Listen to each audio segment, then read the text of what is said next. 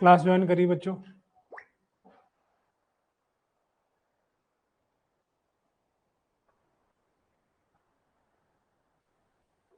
हाँ, voice clear है, आवाज क्लियर है।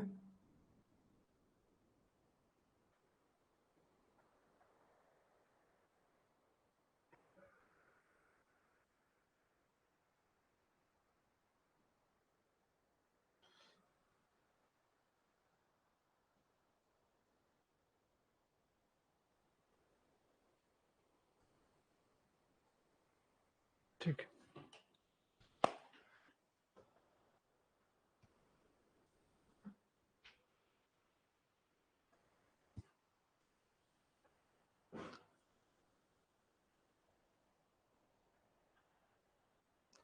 तो हम लोग प्रीवियस लेक्चर में इम्पैक्ट ऑब्जेक्ट खत्म किए थे और आज बात चलेगी टरबाइन की। तो क्या है टरबाइन, टरबाइन का वर्क क्या है उसको डिफाइन किया जाएगा। उसके बाद कुछ एफिशिएंसी है टरबाइन में, उसको देखा जाएगा। उसके परफॉर्मेंस को कैसे निकाला जाए उसको देखेंगे। वर्क डन या work done per second power के बारे में देखा जाएगा और वेलोसिटी ट्रायंगल के बारे में देखा जाएगा। तो ये सारी चीजें जो पे डिस्कशन चलनी है आज। तो चलिए स्टार्ट करते हैं। ठीक है, तो स्क्रीन पे दिख रहा होगा क्लासिफिकेशन ऑफ टरबाइन। तो बांटा गया है टरबाइन को कैसे, according the types of energy at inlet. मतलब इनलेट पे कौन सी एनर्जी हमें मिल रही है वो उस हिसाब से दो भाग में बटा हुआ है। पहला है इंपल्स टरबाइन और दूसरा है रिएक्शन टरबाइन। इंपल्स और रिएक्शन क्या हुआ समझिएगा। जब इनलेट पे मुझे क्या मिलेगा, काइनेटिक एनर्जी। किसके इनलेट पे, रनर के इनलेट पे, है ना।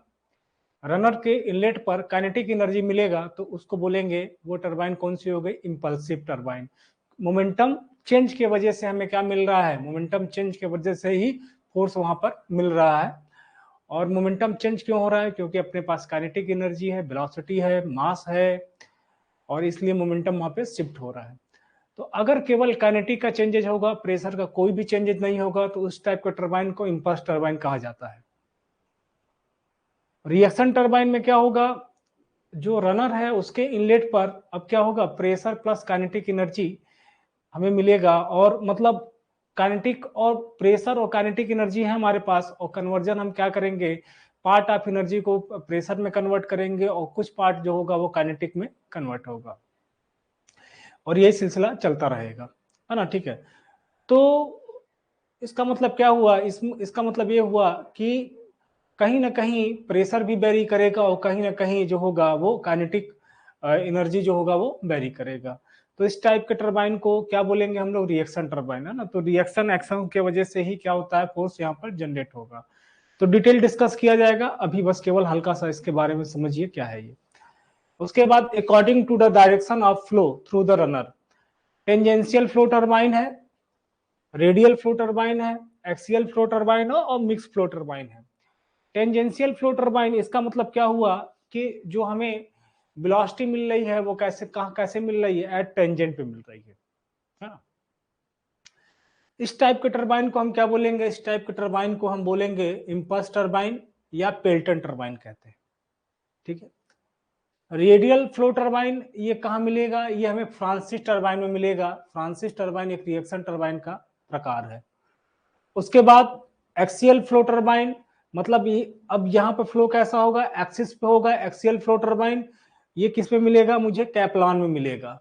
और मिक्स फ्लो कहाँ मिलेगा, मॉडर्न कैप्लान में मिलेगा। तो थोड़ा समझिए, यहाँ पे समझते हैं। देखिए क्या हो रहा है, अगर केवल इम्पल्स की बात हो रही है, इम्पल्स, तो यहाँ पर बोलेंगे सर जो फोर्स हमें मिल रहा है वो कैसे मिल रहा है, वो इम्पल्सिव एक्शन से मिल रहा है। कैसे मिल रहा है, इम्पल्सिव एक्शन की वजह से मिल रहा है। और केवल एनर्जी का कन्वर्जन कहाँ होगा, काइनेटिक एनर्जी का ही कन्वर्जन जो होगा वो हो रहा है ना। और किस प्रेशर पे होगा, वर्क एटमॉस्फेरिक प्रेशर पे हो रहा है, पीएटीएम पर। ठीक है, जो इस टाइप का टरबाइन हुआ, इंपल्सिव एक्शन वाला टरबाइन हुआ, उसको हम बोलते हैं पेल्टन टरबाइन। कौन सा है, पेल्टन, है ना, पेल्टन टरबाइन। या पेल्टन व्हील भी बोलते हैं, पेल्टन टरबाइन हो गया। ठीक है, इसमें जो पेल्टन टरबाइन है, इसमें जो फ्लो होता है वो फ्लो कैसा होगा बेटा, फ्लो जो होगा वो टेंजेंशियल होगा। कैसा होगा फ्लो, टेंजेंशियल होगा, याद रखिएगा। ये सारे पॉइंट्स जो है वो नोट कर लीजिए, इंपॉर्टेंट है, बाकी डिस्कशन तो होगा ही होगा। रिएक्शन टरबाइन है, रिएक्शन टरबाइन, रिएक्शन टरबाइन, इसमें क्या होगा, काइनेटिक प्लस प्रेशर एनर्जी दोनों का कन्वर्जन होगा। यहाँ पर क्या हो रहा था, केवल काइनेटिक एनर्जी का ही कन्वर्जन हो रहा था, यहाँ काइनेटिक और प्रेशर दोनों का कन्वर्जन होगा, है ना। ये दो भागों में बटा हुआ है रिएक्शन टरबाइन। एक को मैं बोलूंगा फ्रांसिस टरबाइन, ये रिएक्शन का प्रकार है, और दूसरा जो है वो है कैप्लान। क्या है, कैप्लान टरबाइन। ठीक है, कैप्लान टरबाइन। फ्रांसिस टरबाइन में जो फ्लो होता है वो कैसा होता है बेटा, जो वाटर अंदर इंटर करेगा वो कैसा इंटर करेगा, रेडियली, है ना, रेडियली। और कैप्लान में कैसे होगा बेटा, एक्सियली होगा। चित्र के माध्यम से समझेंगे, अभी केवल समझिए कि हाँ कुछ ऐसा होता है, एक्सियल होगा। ठीक है, या मिक्स होगा, मिक्स का मतलब कुछ पार्ट रेडियल और कुछ एक्सियल दोनों। ठीक है, तो वो किस में आएगा, वो मॉडर्न कैप्लान में आता है। ठीक, फिर से एक बार डिस्क्राइब करते हैं, देखिए एनर्जी के टरबाइन का क्लासिफिकेशन एनर्जी के अकॉर्डिंग बना हुआ है। अगर केवल इनलेट पे मुझे काइनेटिक एनर्जी मिल रही है तो उस प्रकार के टरबाइन को इंपल्सिव टरबाइन कहा जाएगा, और अगर इनलेट पे मुझे काइनेटिक प्लस प्रेशर दोनों एनर्जी मिल रही है और दोनों का कन्वर्जन हम कर रहे हैं, है ना, तो उस प्रकार के टरबाइन को हम रिएक्शन टरबाइन कहेंगे। ठीक है, अब इंपल्सिव टरबाइन को पेल्टन टरबाइन भी कहा जाता है, और पेल्टन टरबाइन में जो वाटर इंटर करता है वो कहां पर, जो बकेट में टेंजेंशियली इंटर करेगा, है ना। ठीक है, तो इसलिए इंपल्सिव टरबाइन को टेंजेंशियल फ्लो टरबाइन भी कहा जाता है, इसलिए इंपल्सिव टरबाइन को टेंजेंशियल फ्लो टरबाइन भी कहा जाता है। अब ऑब्जेक्टिव क्वेश्चन यहीं से स्टार्ट हो गया, tangential flow turbine impulsive turbine है या रिएक्शन टरबाइन है, इंपल्सिव टरबाइन है। इंपल्सिव टरबाइन में कौन सी एनर्जी इनलेट पे होगी, काइनेटिक एनर्जी। किस प्रेशर पे काम होता है, एटमॉस्फेरिक प्रेशर पे, कोई भी प्रेशर का कन्वर्जन वहां पर नहीं होता है। ठीक है, उसके बाद radial flow turbine, reaction turbine का दो प्रकार देखिए, क्या, फ्रांसिस टरबाइन और कैप्लान टरबाइन। ये कैसे रिएक्शन टरबाइन है बेटा, क्योंकि कुछ हिस्सा काइनेटिक एनर्जी का कन्वर्ट हो रहा है, कुछ क्या हो रहा है, कुछ प्रेशर, मतलब दोनों जो होगा दोनों का कन्वर्जन हो रहा है, तो काइनेटिक प्लस प्रेशर दोनों का कन्वर्जन हो रहा है, और कैसे होगा डिटेल डिस्कस किया जाएगा। तो ये दो टाइप के इसके दो भाग है, फ्रांसिस है और कैप्लान है। और फ्रांसिस में जो फ्लो हमें मिलता है वो रेडियली मिलेगा, रेडियली इनवर्ड या रेडियली आउटवर्ड, या बाहर से अंदर की तरफ आएगा फ्लो या अंदर से बाहर की तरफ आएगा, तो होना कैसा चाहिए कि रेडियली आएगा। और कैप्लान टरबाइन जो हुआ वो भी क्या है, रिएक्शन का एक प्रकार है, जिसपे हम कहेंगे कि जो फ्लो हो रहा है वो एक्सियल हो रहा है, या मिक्स फ्लो होगा, एक्सियल और रेडियल दोनों। तो जो मिक्स वाला होगा उसको मॉडर्न कैप्लान टरबाइन कहा जाता है। ठीक है, ये आई होप समझ में आ गया होगा इतना, है ना। अब आगे बढ़ते हैं। According to the head at inlet of turbine, है ना, मतलब देखिए हेड का काम क्या हो गया, हेड का काम यही हो गया, जितना हाइट तक आप ले जाओगे mgh, mgh, और mgh क्या होता है बेटा, पोटेंशियल एनर्जी, है ना। ठीक है, चलिए देखिए पोटेंशियल एनर्जी की बात होगी तो क्या होगा, mgh, मतलब m तो कांस्टेंट हो गया है और g भी कांस्टेंट है। ठीक है, m किसके लिए हो गया, फॉर पर्टिकुलर मास यूनिट के लिए। अब क्या है होगा, h अगर बढ़ता है तो पोटेंशियल एनर्जी क्या होगा, इंक्रीज होगा, मतलब जितनी हाइट तक आप लेते जाइए हमारे पास क्या होगा, पोटेंशियल एनर्जी जो होगी वो बढ़ती चली जाएगी। तो यहां पर देखिए क्या बोला है कि हेड के according to the head inlet of turbine, है ना। अब टरबाइन को बांटा गया है कैसे, इनलेट मतलब हेड के अकॉर्डिंग भी टरबाइन को बांटा गया है। जिसका हाई हेड होगा है ना, उस टरबाइन को क्या बोलते हैं, उस टरबाइन को हम इंपल्सिव टरबाइन या क्या बोलते हैं, उसको हम पेल्टन टरबाइन भी कहते हैं। फिर मैं बोलता हूं, इंपल्सिव टरबाइन को ही पेल्टन टरबाइन कहते हैं। इंपल्सिव टरबाइन क्यों कहते हैं, केवल इंपल्सिव फोर्स के वजह से ही क्या हो रहा है, एनर्जी का कन्वर्जन हो रहा है, ठीक है, इसलिए उसको इंपल्सिव टरबाइन कहते हैं, अभी डिस्कस किया जाएगा, ठीक है। तो जब हेड ज्यादा होगा, हाई हेड होगा, तो हाई हेड होगा तो इसका मतलब उस टाइप के टरबाइन को हम बोलते हैं क्या, इंपल्सिव टरबाइन या आपका क्या बोलेंगे, पेल्टन टरबाइन। मीडियम हेड जो टरबाइन हुआ, ये एक रिएक्शन टरबाइन का ही भाग है। और कौन सा रिएक्शन टरबाइन होगा, वो फ्रांसिस टरबाइन होगा। फ्रांसिस टरबाइन में जो हेड होता है वो कैसा होता है बेटा, मीडियम होता है। लो हेड किसके पास होगा, कैप्लान टरबाइन। किसके पास होगा, कैप्लान टरबाइन। और ये भी किसका भाग है, रिएक्शन का भाग है। तो समझिएगा, ऑब्जेक्टिव क्वेश्चन पूछता है, ध्यान से, high head turbine Pelton turbine या इंपल्सिव टरबाइन, ठीक है, क्लियर है। Medium head turbine Francis turbine, low head turbine Kaplan turbine, ठीक है, ये दिमाग में याद रखिएगा। ऑब्जेक्टिव क्वेश्चन पूछता है ना, हाई हेड टरबाइन किससे संबंधित है, लो हेड और मीडियम हेड किससे संबंधित है। उसके बाद देखिए, according to the specific speed of turbine, है ना, तीन भाग में बटा हुआ स्पेसिफिक स्पीड। पहला क्या है, lower specific speed, medium specific speed और higher specific speed. Lower specific speed किसके पास होगी, इंपल्सिव टरबाइन या पेल्टन टरबाइन के पास। लोअर स्पेसिफिक स्पीड किसके पास होगी, इंपल्सिव टरबाइन या पेल्टन टरबाइन के पास।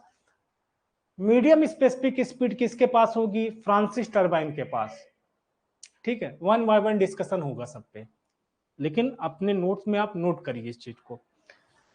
और हाई स्पेसिफिक स्पीड टरबाइन किसके पास होगी, कैप्लान के पास। किसके, कैप्लान।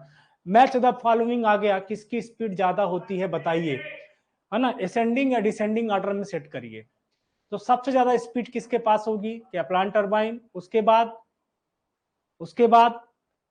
है फ्रांसिस टरबाइन। और सबसे कम स्पेसिफिक स्पीड किसके पास होगी, इंपल्सिव टरबाइन या पेल्टन टरबाइन के पास। सबसे ज्यादा हेड किसके पास होगा, इंपल्सिव टरबाइन के पास। उससे कम मतलब मीडियम हेड किसके पास होगा, फ्रांसिस टरबाइन के पास। लोअर हेड किसके पास होगा, लोअर हेड होगा वो कैप्लान टरबाइन के पास, ठीक है।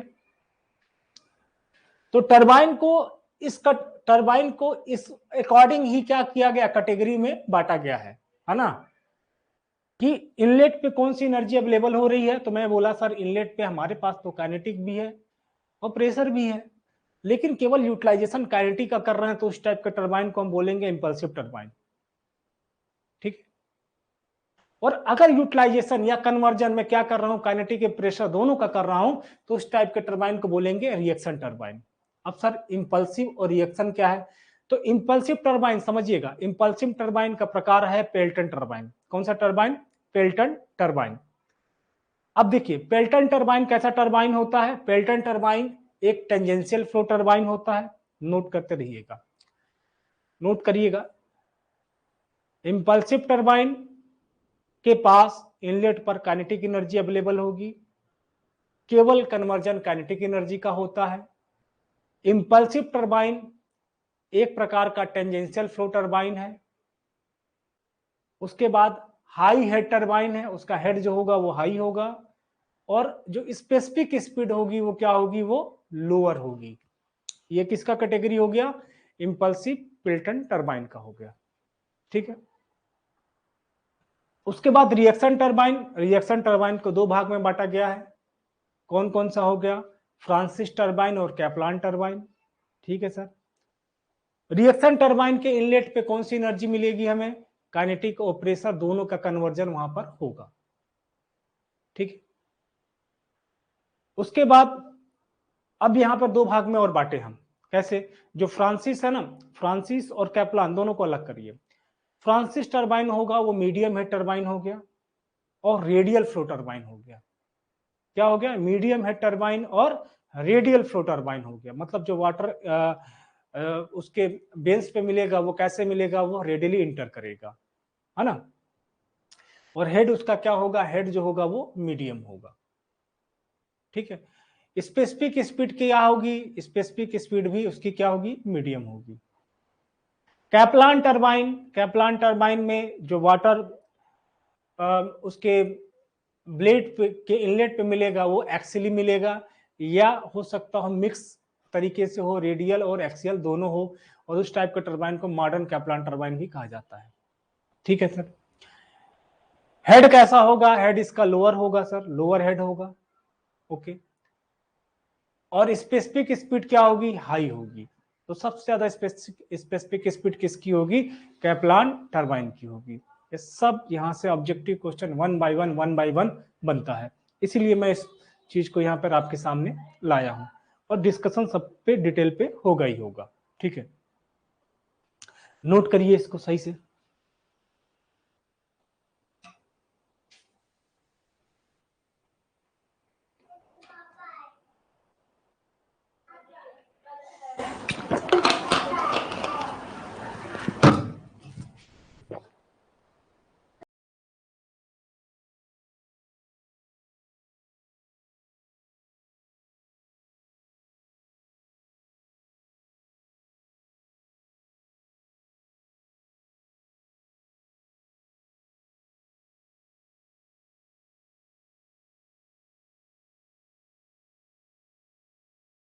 ठीक है, चलिए आगे।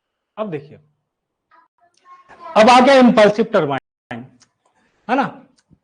और इस टरबाइन, देखिए इंपल्सिव एक्शन से हो रहा है इसलिए इसको इंपल्सिव टरबाइन कहते हैं, और नाम इसका है पेल्टन टरबाइन। क्या है नाम है इसका, पेल्टन टरबाइन।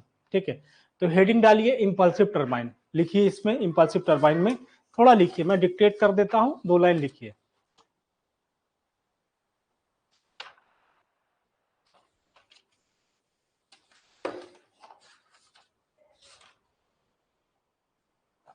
लिखिए, the entire hydraulic energy available at inlet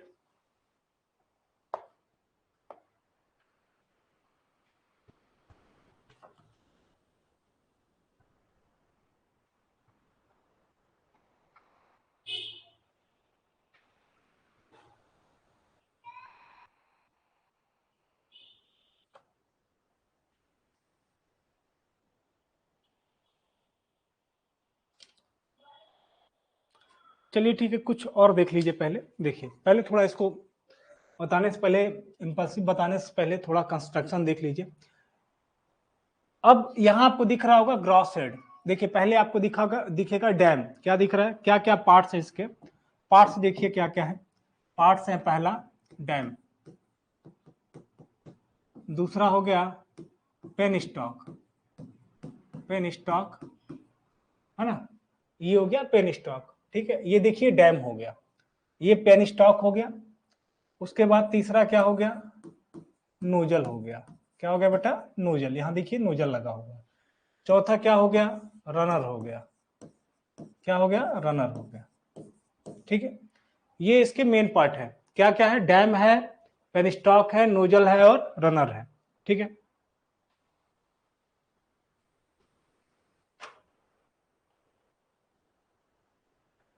चलिए अब कहोगे सर डैम क्या है, ये देखिए डैम है, ऊपर आपको डायग्राम में दिख रहा है डैम। डैम क्या है, ये देखिए डैम, है ना,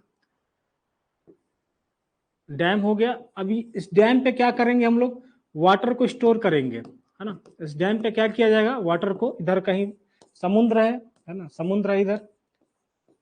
अब क्या होगा, इसके पास एनर्जी है ना। अब वाटर क्या किया, वाटर यहाँ पे डैम पर इंटर किया और वाटर को क्या कर लिया, एक सफिशियंट हाइट तक स्टोर कर लिया गया। मतलब कौन सी एनर्जी मुझे मिल गई, हमें मिल गई पोटेंशियल एनर्जी। तो डैम के माध्यम से हमें क्या मिल गया, हमें मिल गया पोटेंशियल एनर्जी। वाटर को क्या कर लिया, देखिए यहाँ देखिए वाटर है ना, ये देखिए ये डैम है। तो वाटर को क्या कर लिए, वाटर को यहाँ पर स्टोर करके रख लिया। ऑब्जेक्टिव क्या है, ऑब्जेक्टिव है सर इस रनर को रोटेट कराना है। अगर ये रनर रोटेट करेगा तो, रनर रोटेट करेगा तो अपने साफ्ट को भी रोटेट कराएगा। रनर रोटेट करेगा तो जो साफ्ट होगा, उस पर लगा हुआ साफ्ट होगा, वो भी क्या करेगा, रोटेट करेगा। और डायनामोमीटर क्या होगा, डायनामोमीटर भी रोटेट करेगा, जिससे कि हमें इलेक्ट्रिसिटी प्रोड्यूस हो जाएगी। तो ऑब्जेक्टिव जो हो गया हाइड्रोलिक टरबाइन या आपका स्टीम टरबाइन, है ना, या विंड टरबाइन, कोई भी टरबाइन हो गया, उसका ऑब्जेक्टिव क्या होता है कि मैकेनिकल एनर्जी से हमें क्या करना है, हमें इलेक्ट्रिकल एनर्जी कन्वर्ट करना है। ठीक है, तो डैम के माध्यम से हमने कौन सी एनर्जी को स्टोर किया, यहाँ पर पोटेंशियल एनर्जी को स्टोर किया। अब इसी पोटेंशियल का कन्वर्जन क्या होगा, काइनेटिक में कन्वर्ट होगा, और जो काइनेटिक एनर्जी वही रिस्पॉन्सिबल होगा क्या करने के लिए, इस रनर को रोटेट कराने के लिए रिस्पॉन्सिबल होगा। और अगर रनर रोटेट करेगा तो रनर पे लगा हुआ शाफ्ट भी क्या करेगा, वो रोटेट करेगा, और जैसे जो अल्टरनेटर है वो फ्लक्चुएट करेगा और हमें इलेक्ट्रिसिटी मिलेगी। ठीक है, मीडियम कौन सा हुआ, यहाँ पे मीडियम जो हो गया वो हो गया वाटर, इसलिए इसको हाइड्रोलिक टरबाइन कहा जाता है। बात समझ में है, इसलिए इसको क्या कहते हैं, हाइड्रोलिक टरबाइन कहा जाता है। क्यों, क्योंकि जो मीडियम है जो हम रोटेट करा पा रहे हैं, किस माध्यम से करा पा रहे हैं, वाटर के माध्यम से ही रोटेट करा पा रहे हैं, है ना, तो इसलिए इसको हाइड्रोलिक टरबाइन कहा जाता है। और अगर इधर स्टीम होता और स्टीम के माध्यम से रनर को रोटेट कराते तो वो कौन सी टरबाइन हो जाता, वो स्टीम टरबाइन हो जाता। अगर हवा से रोटेट कराते, हवा मीडियम होता तो वो कौन सा हो जाता, विंड टरबाइन हो जाता। ये बात समझ में है, ठीक है। अब ऐसा टरबाइन, हाइड्रोलिक टरबाइन आप कहाँ बना सकते हैं, किसी प्लेन एरिया आप तो बना नहीं सकते, जो कोस्टल एरिया होगा वहीं पे बना सकते हैं, जहां पर आपको ज्यादा से ज्यादा मात्रा में क्या हो, वाटर अवेलेबल होके, तो वहीं पर आप क्या कर सकते हैं, वहीं पे इस टाइप का टरबाइन जो होता है वो बना सकते हैं। क्योंकि आप डैम बनाओगे, डैम क्या करेगा, डैम का काम यही हो गया कि पानी को स्टोर किया और एक सफिशिएंट हाइट तक स्टोर करेगा, तब जाके हमें क्या, कौन सी एनर्जी मिलेगी, हमें मिलेगी पोटेंशियल एनर्जी हमें मिलेगी। तो मुख्यतः ये इस टाइप का हाइड्रो पावर प्लांट कहां पर यूज होता है, जहां पर क्या हो के, जहां पर आपका समुद्र है या समुद्र के आसपास के जोन है ना, या बड़े मात्रा में नदी हो जिसके पास प्रचुर मात्रा में पानी हो, है ना, ठीक है, और एक उसके पास एक वेग हो, तो वहीं पर हम हाइड्रोलिक पावर प्लांट को हम बना सकते हैं। एक समस्या भी है हाइड्रोलिक पावर प्लांट में कि अगर वाटर लेवल बढ़ा तो ये डूब भी जाता है। तो कभी कभी ऐसा होता है 2-3 महीने तक डूबा रहता है, उसके बाद जैसे ही लेवल कम होता है तो फिर से जो होता है इसको स्टार्ट किया जाता है। तो बहुत ज्यादा इसका यूजेज तो नहीं होता है, लेकिन एक प्रकार का ये रिन्यूएबल एनर्जी है, मतलब इस पे कोई ईंधन नहीं लग रहा है इसको चलाने के लिए, इसलिए हमारे लिए जो है बहुत यूजफुल है ना।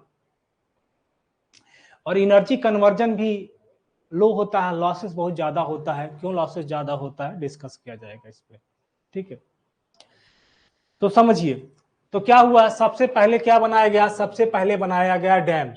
तो डैम क्या हो गया, डैम में जिस पे हमने क्या किया, पानी को स्टोर किया। तो लिखिए डैम, डैम के बारे में लिखिए, डैम क्या है, it is the constructed across a river, it is the dam, जो है डालिए हेडिंग में और लिखिए, it is the constructed across the river to store to store the water up to certain level, to water up to certain level, है ना। therefore it act as a storing reservoir, therefore it act as a storing reservoir। ठीक है, clear है, समझ में आया। तो dam का काम क्या हो गया, डैम का काम हो गया पानी को स्टोर करना। क्या हो गया, पानी को स्टोर करना, ठीक है। तो इसलिए डैम को क्या कहते हैं, स्टोरिंग रिजर्वायर कहते हैं। क्लियर है। अब किस फॉर्म में स्टोर हुआ, पोटेंशियल के फॉर्म में स्टोर हुआ। अब क्या हो गया, अब स्टोर हुआ ना, तो अब हमें क्या चाहिए, एक मीडियम चाहिए, एक माध्यम चाहिए, जिससे हम पानी को कहां पहुंचा दे, जहां पर पहुंचाना हो, मतलब रनर के पास पहुंचाना हो। तो क्या इन दोनों को कनेक्ट करने के लिए, समझिएगा, डैम को और रनर को कनेक्ट करने के लिए एक क्या हुआ, एक रिजर्वायर की आवश्यकता पड़ी। जैसे मानिए आपके पास ट्यूबवेल है, पानी कहां मिल रहा है, ट्यूबवेल के पास मिल रहा है, उस पानी को कहां पहुंचाना है, खेत में पहुंचाना है। तो अपने आप पानी तो जाएगा नहीं, या तो आप उस पर नाली बनाएंगे, और जैसे आप नाली बनाएंगे वही क्या करेगा, पानी वही पाथ को होगा वो फॉलो करेगा। जिस डायरेक्शन में आप उसको भेजेंगे। या आप एक पाइप लाइए, पाइप से आप पंप सेट से और जहां जो आपका खेत है वहां से क्या करिए, कनेक्टिविटी कर दीजिए, और पानी कहां से पानी पंप सेट से और आपके खेत में पहुंच जाएगा। मतलब क्या हुआ, पेनस्टॉक क्या हो गया, पेनस्टॉक एक रिजर्वायर हो गया जो कि डैम और रनर को कनेक्ट करता है। क्या करेगा, डैम और रनर को कनेक्ट करेगा। तो पेनस्टॉक क्या है, पेनस्टॉक इट इज रिजर्वायर, है ना, नोट करिए, it is the reservoir to connect dam to runner, to connect dam to runner। ठीक है, क्लियर है।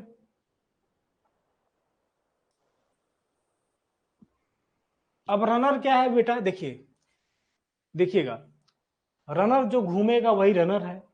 तो अपने आप तो रनर घूमेगा नहीं, घुमाने के लिए क्या करना होगा, लगातार उस पर एक जो होगा इंपल्सिव फोर्स जनरेट करना होगा। लगातार इंपल्सिव फोर्स कैसे जनरेट हो पाएगा, कि लगातार इंपल्सिव फोर्स जनरेट, इसका मतलब वाटर को कंटिन्यूअस उस पर टकराना होगा। ठीक है, टकराने के लिए क्या होना चाहिए, कोई उसके सामने तो आना चाहिए ना, कि बार बार उसके सामने आता रहे, कि ज्यादा से ज्यादा वाटर वहां पे स्ट्राइक करे। तो उसके लिए क्या बनाया गया है, यहां देखिए ये बकेट है ना, ठीक है, इस तरीके से है बकेट, ऐसे। अब वाटर आएगा, बकेट से स्ट्राइक करेगा, फिर क्या होगा, ये बकेट आगे बढ़ा, है ना, फिर दूसरा वाला बकेट इसके वाटर के कांटेक्ट में आएगा, फिर तीसरा बकेट इसके कांटेक्ट में आएगा। इसी तरीके से क्या होगा, इसी तरीके से रनर अपना जो होगा चक्कर पूरा इसको रोटेशन मिलता रहेगा। तो रनर क्या हो गया, रनर जो हो गया वो कनेक्ट है नंबर ऑफ सीरीज, या हम ये कहेंगे कि कनेक्ट है किससे, नंबर ऑफ बकेट से, है ना, या सीरीज ऑफ बकेट इस पे क्या हुआ, लगे हुए हैं रनर पे। अब वाटर क्या कर रहा है, वाटर यहाँ पर आकर इंपाइनिंग कर रहा है, यहाँ पर टकरा रहा है किससे, बकेट से टकरा रहा है, और रनर क्या कर रहा है, रोटेट कर रहा है। और अगर रनर रोटेट कर रहा है तो रनर से लगा हुआ शाफ्ट भी क्या करेगा, वो रोटेट करेगा, और जिससे हम क्या करेंगे, जिससे हमारा जो अल्टरनेट है वो क्या करेगा, वो फ्लक्चुएट करेगा, जिससे इलेक्ट्रिसिटी प्रोड्यूस होगी। क्लियर है बात, ठीक है, आया समझ में। तो क्या क्या हम लोग पढ़ लिए, डैम, पेनस्टॉक, रनर, और हाँ नोजल रह गया। अब देखिए नोजल क्या किया, समझिएगा, यहां पे जो एनर्जी अवेलेबल थी वो थी pressure energy, sorry potential energy. कौन सी एनर्जी थी, पोटेंशियल एनर्जी। रनर के इसके पेनस्टॉक के माध्यम से ये वाटर यहां पर आया नीचे। अब क्या करना है कि हमें पोटेंशियल को काइनेटिक में कन्वर्ट करना है, क्योंकि हमें एक सफिशिएंट वेलोसिटी चाहिए इंपल्स जनरेट करने के लिए। वो वेलोसिटी कौन देगा, वो वेलोसिटी मुझे काइनेटिक देगा, सॉरी नोजल देगा। वो वेलोसिटी कौन मुझे देगा, वो वेलोसिटी मुझे नोजल देगा। कैसे देगा, एरिया को ग्रेजुअली रिड्यूस करके, है ना, एरिया रिड्यूस होगा तो प्रेशर किस में कन्वर्ट होगा, प्रेशर जो होगा वो काइनेटिक में कन्वर्ट होगा। इसीलिए पेनस्टॉक के अंत में, पेनस्टॉक देखिए, पेनस्टॉक के एंड में ही क्या लगाया गया है, पेनस्टॉक के एंड में ही हमें नोजल को लगाया गया है। ये बात क्लियर हुआ, पेनस्टॉक के एंड में ही क्या लगा हुआ है, पेनस्टॉक के एंड में नोजल लगा हुआ है। और नोजल का काम क्या हुआ कि प्रेशर को काइनेटिक में कन्वर्ट कर रहा है और एक सफिशिएंट वेलोसिटी हमें प्रोवाइड कर रहा है, जिससे कि मोमेंटम जो होगा वो जनरेट हो रहा है। ये क्लियर है, बात समझ में, ठीक है। अब ये देखिए, ये जेट है बेटा, जिस जेट पे हम लोग चर्चा किए हैं अभी पिछले 2-3 लेक्चर से कि क्या है सर जेट है, क्या जेट का इंपैक्ट है। तो देखिए ये जेट है और यही क्या हो रहा है, बकेट से टकरा रहा है। और ये जेट द्वारा कितना इंपैक्ट दिया जाएगा, किस पर, बकेट पे दिया जाएगा, क्या मुझे फोर्स मिल रहा है ना, एक्स डायरेक्शन में, या कितना पावर मुझे मिल रहा है, उसी को मुझे क्या करना है, कैलकुलेट करना है। और उस पावर के माध्यम से, मतलब वो रनर पावर मुझे, मतलब देखिए जितना ज्यादा मैं रनर को पावर दे दूंगा, अब समझिएगा, ये रनर है ना बेटा, जितना ज्यादा मैं रनर को पावर दे दूंगा, है ना, इसका मतलब उसका रोटेशन ज्यादा से ज्यादा होगा। ज्यादा रोटेशन होगा तो इसका मतलब फ्लक्चुएशन ज्यादा होगा। अगर फ्लक्चुएशन ज्यादा होगा तो इलेक्ट्रिसिटी हमें ज्यादा मिलेगी। और रनर को रोटेट कराने के लिए रिस्पॉन्सिबल कौन है? Impact of jet. जेट जो स्ट्राइक करेगा अगर मैक्सिमम वेलोसिटी के साथ क्या करे, ये रनर जो होगा वो किससे स्ट्राइक करे? जेट के साथ, है ना। तो हम ये कहेंगे क्या, फिर हमारा एनर्जी का कन्वर्जन जो होगा वो मैक्सिमम होगा। अब एक बात समझिएगा, आपके पास इनिशियली एनर्जी किस फॉर्म में स्टोर करके रखे हैं? आप उसको पोटेंशियल के फॉर्म में स्टोर करके रखे हैं। जब आप पोटेंशियल से काइनेटिक में ले आ रहे हैं, समझिएगा आपके हाथ में पानी है, इस तरीके से आप या कोई ऐसी चीज लाए हैं आप कि, या वो गर्म चीज है, मतलब लगातार उससे एनर्जी लॉस हो रहा है। तो मैंने एक मीडियम दिया, मीडियम क्या था? पेनस्टॉक, कि जाओ भैया तुम पेनस्टॉक के माध्यम से जाओ, नीचे जाओ। अब समझना, जब यहाँ के पास, इसके पास था कौन सी एनर्जी? इसके पास थी पोटेंशियल एनर्जी। और जैसे ही ये क्या होगा, पेनस्टॉक के संपर्क में आएगा, आप देख रहे हैं सरफेस फ्रिक्शन होगा। और मैंने पढ़ाया था क्या, जब सरफेस फ्रिक्शन होगा तो कौन सा लॉसेस होगा? मेजर लॉसेस होगा। कौन सा लॉसेस होगा? Major losses. तो इसका मतलब इस लॉस के वजह से, इस मेजर लॉस के वजह से जितना मुझे मेरे पास pressure energy, sorry potential energy था, है ना, वो उतना अमाउंट हमें काइनेटिक यहाँ पर मिल नहीं पाएगा। क्यों? क्योंकि मैं इस लॉसेस को तो निग्लेक्ट नहीं कर सकता हूँ। एक प्रकार से मैं माइनर लॉसेस को निग्लेक्ट कर दूंगा, losses due to the entrance, losses due to the exit या बेंडिंग लॉसेस, उसको चलिए, क्योंकि उसका अमाउंट बहुत छोटा है सर, उसको हम निग्लेक्ट कर सकते हैं। लेकिन जो लॉसेस फ्रिक्शन की वजह से होता है, जो लॉसेस सरफेस पे होता है, वो मेजर लॉसेस है, उसको हमें क्या करना होगा? उसको हम अवॉइड नहीं कर सकते हैं, है ना, उसको हमें कंसीडर करना हुआ। तो ये लॉसेस होगा ही होगा, क्योंकि ये पेनस्टॉक की जो लंबाई होती है वो ज्यादा होती है, लगभग 200, 400, 500, है ना, मीटर तक होती है, 700, 800 भी मीटर तक होती है। तो लंबाई इसकी ज्यादा होगी। क्यों? क्योंकि डैम जो बनाओगे समुद्र के पास बनाओगे। ये जो टरबाइन बना होगा थोड़ा उससे दूर रहेगा, क्योंकि वाटर लेवल बढ़ा तो हो सकता है सब डूब जाएगा। आपका ऑब्जेक्टिव क्या है? कि हम डैम में मैक्सिमम से मैक्सिमम पानी को स्टोर करें, इसलिए डैम जो होगा वो अब उस जगह पे बनाना होगा जहां पे वाटर की मात्रा ज्यादा होगी। और थोड़ी सी डिस्टेंस बनाओगे किससे? डैम और रनर के बीच में। और उस डिस्टेंस को कैसे पूरा करोगे? पेनस्टॉक के माध्यम से पूरा करोगे। और अगर डिस्टेंस है, इसका मतलब एल है, लेंथ है। और डार्ची-वीसबेरी की इक्वेशन समझिएगा, HL इक्वल टू FL_V²D/2G। मतलब हेड लॉस किसके प्रोपोर्शनल है? लेंथ के प्रोपोर्शनल है। और अगर लेंथ बढ़ेगा तो इसका मतलब क्या हुआ? फ्रिक्शन लॉसेस जो होना है ना, head loss due to the friction, वो भी बढ़ेगा। क्लियर है? अब ये तो एक समस्या हुई। दूसरी समस्या यहाँ पे हुई कि वाटर को स्ट्राइक करना है बेंच पे। किस पे? ये जो बकेट लगा हुआ है उस पे स्ट्राइक करना है। अब ये देखिए कि ये पूरा वाटर जो होता है ना वो स्ट्राइक नहीं कर पाता, कुछ कुछ पार्ट्स स्ट्राइक करेगा, कुछ छटक के इधर उधर चला जाएगा। इसका मतलब क्या हुआ कि जो यहां पर काइनेटिक एनर्जी था मैंने कन्वर्ट ही नहीं कर पाया इसको।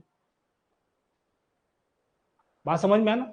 वो वेलोसिटी में यहां पर दे नहीं पाया, वो इंपैक्ट यहां पे जनरेट नहीं हो पाया, क्योंकि कुछ तो इसको छूते हुए निकल गया, इसको बाईपास करके निकल गया, है ना। कुछ जेट जो था वो क्या किया, उसको बाईपास करके निकल गया इस तरीके से। आप उसको कंट्रोल नहीं कर पाओगे। तो एक लॉसेस तो यहां से यहां तक हुआ और दूसरा इस तरीके से भी हो रहा है। ये बात समझ में आ रहा है ना? इसलिए इसकी स्पेसिफिक स्पीड हमें कम मिलती है, इसीलिए स्पेसिफिक स्पीड हमें इसकी कम मिलती है। ये जो टरबाइन मैं बता रहा हूं, ये कौन सा टरबाइन हुआ? ये पेल्टन टरबाइन हो गया। अब ध्यान समझिएगा, धीरे धीरे चीजें समझिए। अब ये कौन सा टरबाइन हो गया? Sir Pelton turbine. अब सर कहोगे, आपने सर अभी बताया था कि पेल्टन टर्बाइन हुआ तो रनर के जो इनलेट पर है वो मुझे काइनेटिक एनर्जी मिलेगा सर, है ना, यही तो बताया थे। मैंने कहा हाँ बिल्कुल यही बताया था, मैं मना इसके लिए नहीं कर रहा हूं। अब देखिए, ये आपका रनर हो गया। रनर के इनलेट पर यहाँ पे आपके पास क्या था? काइनेटिक एनर्जी था। और यही काइनेटिक एनर्जी आप किसको दे दिए? रनर को दे दिए। तो रनर के इनलेट पे कौन सी एनर्जी मिली? काइनेटिक एनर्जी मिली। और यही काइनेटिक एनर्जी का कन्वर्जन हो रहा है, इसी की वजह से रनर रोटेट कर रहा है। प्रेशर एनर्जी यहां पर कोई भी यूज नहीं होगा, क्यों? क्योंकि देखिए यहां पर पानी आया, टकराया और नीचे की तरफ गिर गया, नीचे इधर गिर गया, यहां देखिए स्टोर हो रहा है, गिर गया। इसको बोलते हैं टेल रेस। क्या बोलते हैं इसको? Tell race. टेल रेस, ये जो आपको हिस्सा दिख रहा है इसको बोलते हैं टेल रेस। पानी स्ट्राइक किया, गिर गया, और जो गिर रहा है वो कहां गिर रहा है? टेल रेस में गिर रहा है। और किस प्रेशर पे गिर रहा है? वायुमंडलीय दाब पर गिर रहा है, एटमॉस्फेरिक प्रेशर पर मिल रहा है। तो हर एक जगह क्या होगा? प्रेशर बराबर होगा, हर एक जगह प्रेशर बराबर होगा। तो केवल कन्वर्जन किसका हो रहा है? काइनेटिक एनर्जी का ही कन्वर्जन हो रहा है। और एटमॉस्फेरिक प्रेशर पे हम काम कर रहे हैं, तो प्रेशर का कोई भी कन्वर्जन यहाँ पर नहीं हो रहा है। क्लियर है बात? चलिए दूसरा पॉइंट देखिए। सर ये हाई हेड टरबाइन है, बिल्कुल से मैं मना नहीं कर रहा हूं, क्यों? क्योंकि लंबा डैम आपको क्या करना होगा? इसको चलाने के लिए बनाना होगा। तो डैम लंबा मतलब हेड लंबा, m.gh, किसकी बात कर रहा हूं मैं? अगर मैं पोटेंशियल एनर्जी पर सेकंड की बात कर रहा हूं तो m.gh, जितना ज्यादा h है ना, पोटेंशियल एनर्जी जो स्टोर करेंगे वो ज्यादा होगा। क्लियर है बात? तो h अगर मैंने बढ़ाया, मतलब हेड को मैं बढ़ा रहा हूं, है ना, तो ये तब जाके क्या हुआ? तब जाके हम क्या कर रहे हैं? रनर रोटेट भी करा पा रहे हैं। तो ये कौन सा टरबाइन हो गया सर? हाई हेड टरबाइन हो गया। ठीक। अब देखिए जो बकेट बना होता है वो कैसा बना होता है? बकेट ऐसे बना होगा।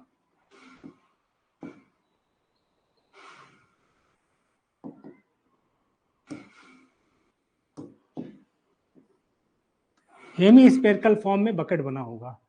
बकेट पे देखिए, ये बकेट आपको दिख रहा है, अभी मैं दिखाऊंगा, बकेट का डायग्राम है मेरे पास, चिंता वाली बात नहीं, केवल एज्यूम करिए ऐसे बना होगा।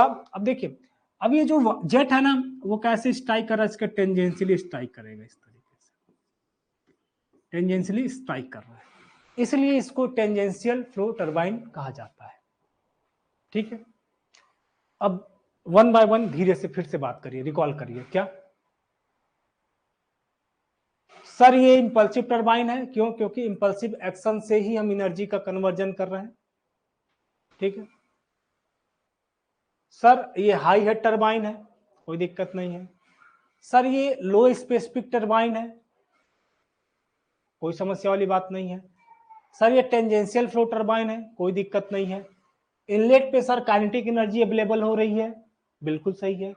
ये एक ऐसा टरबाइन है जो वायुमंडलीय दाब पर काम करता है, क्योंकि इनलेट पर केवल काइनेटिक एनर्जी मिल रही है, और प्रेशर एनर्जी क्या है? प्रेशर यहाँ प्रेशर एनर्जी का कोई भी कन्वर्जन नहीं हो रहा है, एटमॉस्फेरिक प्रेशर पर काम हो रहा है। ठीक है, ये बात समझ में आया? वन बाय वन डिस्कस हुआ है, डैम, पेनस्टॉक, नोजल, रनर, है ना। क्या काम हुआ? पेनस्टॉक क्या हुआ? एक रिजर्वायर हुआ जो कि क्या करता है? डैम से किसको कनेक्ट करता है? डैम से रनर को कनेक्ट करता है। ठीक है, समझ में आया है ना? चलिए इसको नोट करिए।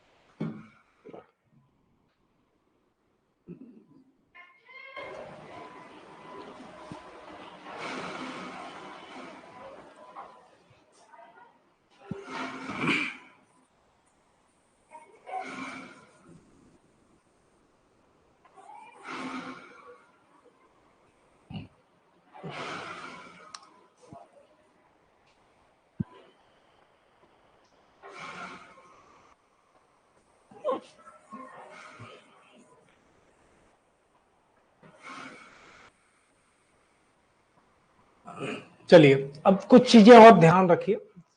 समझना बहुत जरूरी है, समझिएगा।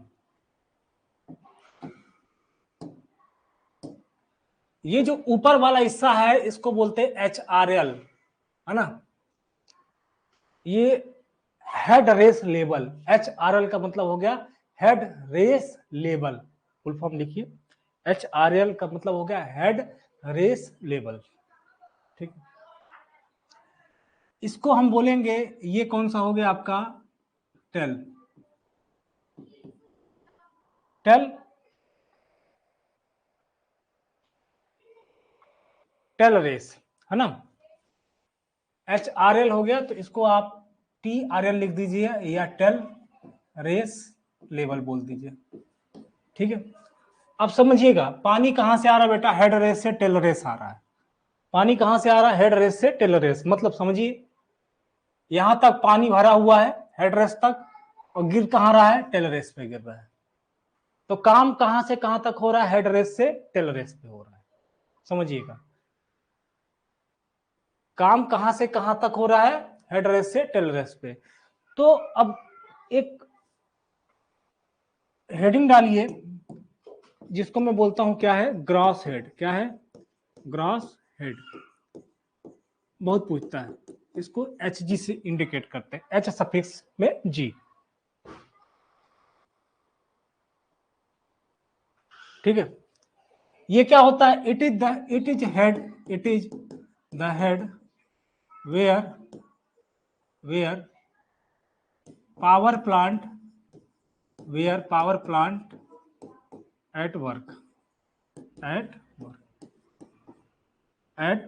मतलब वो हेड जिस पर क्या होगा, पावर प्लांट वर्क करेगा। मतलब मैं ये बोल सकता हूं क्या, पावर प्लांट कहां से वर्क करेगा, हेड रेस से टेल रेस के, है ना। या it is the distance between head race to tail race. ये देखिए, ये नीचे वाली लाइन दिख रही है ना, नीचे वाली लाइन ये क्या है, टेल रेस है, और ऊपर वाली लाइन क्या है, हेड रेस है। तो अगला डिफिनीशन इसका ये बनता है, it is the difference between head race to tail race, या वो हेड जिस पर पावर प्लांट क्या करता है, वर्क करता है, ठीक है। हाइड्रोलिक पावर प्लांट है ये। तो yeah it is the difference between, या और करके लिखिए, it is the difference, it is the difference between क्या, head race to HRL to LRL, है ना, सॉरी TRL, है ना, head race level to tail race level. बात क्लियर हुआ।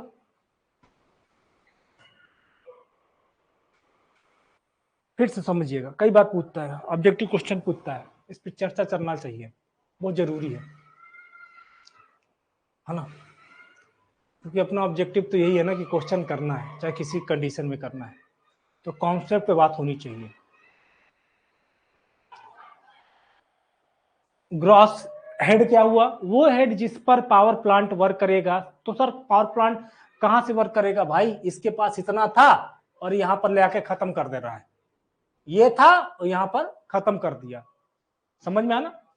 तो इसी के बीच में तो पावर प्लांट वर्क किया, या sir it is the difference between head race to tail race. Maximum amount of water ये था, और डिस्चार्ज होने के बाद यहां पहुंचा।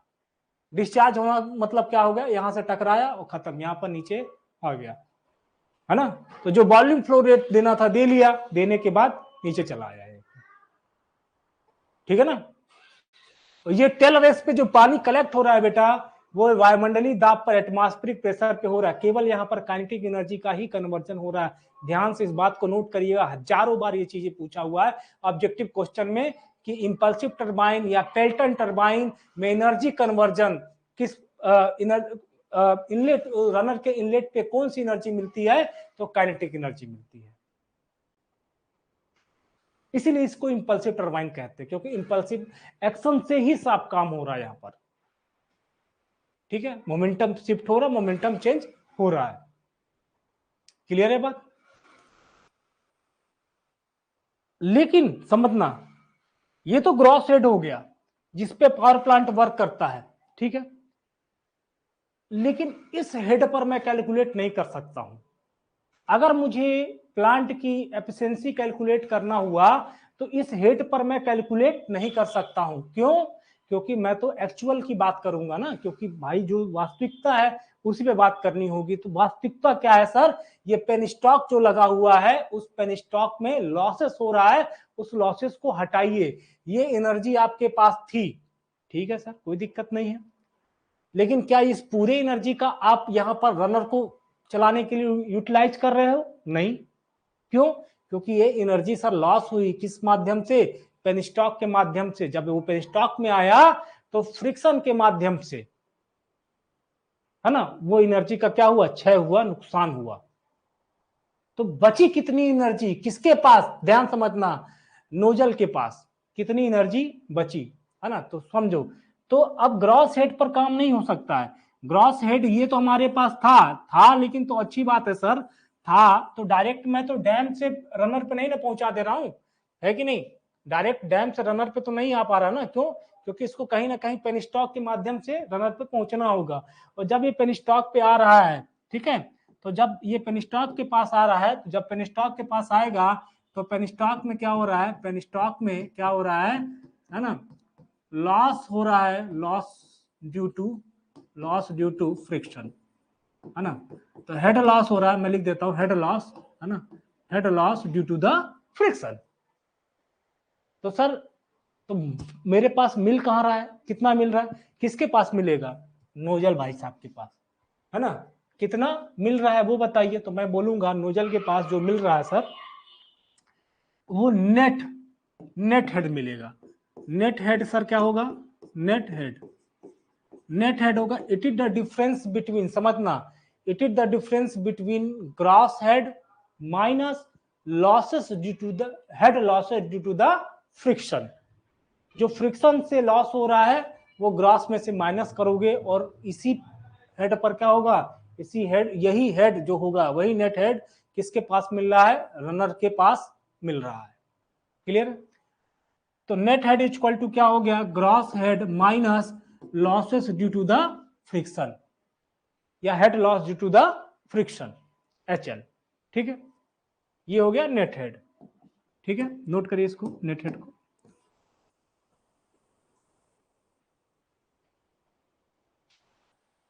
अब कहेगा सर इसको कैलकुलेट कैसे करें, समझिएगा।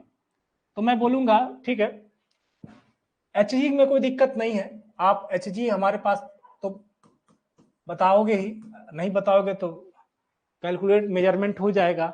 HL की बात हो गई तो डार्ची-विस्पैक इक्वेशन की मदद से मैं लिखूंगा HL equal to FL_V² D into 2G। समझ में आ रहा? अब मैं यहां पर स्टार लगाऊंगा सबके पास। L के पास स्टार लगाइए, V के पास भी एक स्टार लगा दीजिए और D के पास भी स्टार लगाइए। ये क्या हो गया समझिए, F क्या हो गया? जो पाइप का मटेरियल हुआ, है ना, फ्रिक्शन फैक्टर, तो depend upon the material, object material, ये बताया था मैं। तो अब तो फ्रिक्शन फैक्टर हो गया। L क्या हो गया? L हो गया length of penstock, length of penstock. ठीक है सर। V क्या हो गया? V star velocity inside the penstock, velocity in penstock, है ना, पेन स्टॉक या fluid velocity inside the penstock. ठीक है, दिख रहा है कि नहीं दिख रहा है? डी स्टार क्या हो गया? Diameter of penstock. क्या हो गया बेटा? Diameter of penstock, diameter of penstock.